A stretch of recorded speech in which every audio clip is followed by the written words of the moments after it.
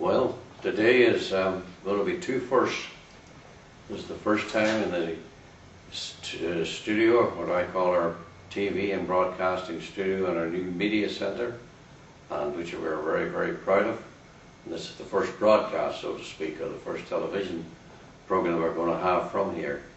And the second thing is I'd like to start on the question of foundations of the faith.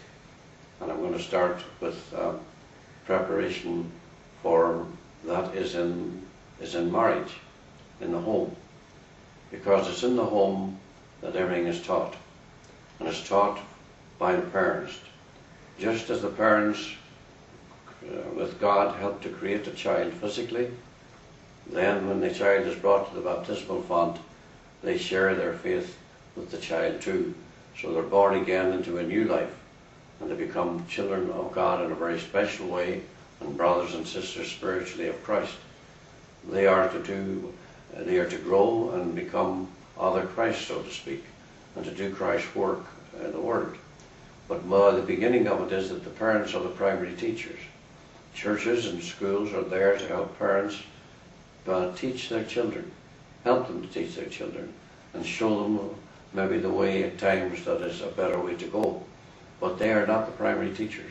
And so often one of the big mistakes I think that we do make is that if our child goes to a Catholic school, that is actually the job of the priests, or in the old days the sisters, and now the teachers, to teach them the faith, and there's no religion, for example, at home.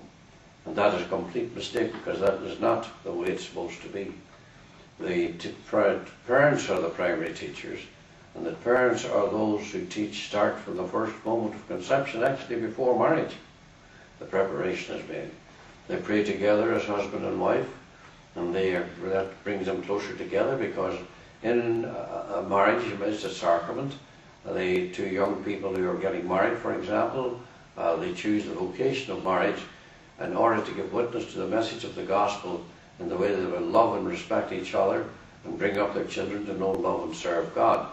So actually there are three persons at the altar. There are the two young people who are getting married, who are making their vows to each other and to Christ himself, that they are going to do his work, and they're going to do it starting in the home. And they teach love, for example, in the home, first of all by the respect and love that they show one another. The children see this, and by seeing this they automatically learn about it. They see the concern of the husband and wife for each other, they learn about concern for each other, and then they learn about concern for others outside the home at a later date. But everything is taught there. They're taught how to pray when they see their parents, their father and their mother and the children praying all together as a family every day, not just saying grace.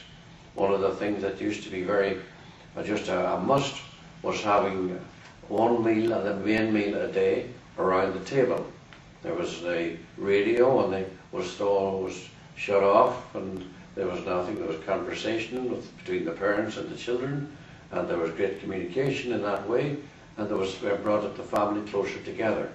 But unfortunately today there's very little of family meals together as a family, and it doesn't make the family very strong.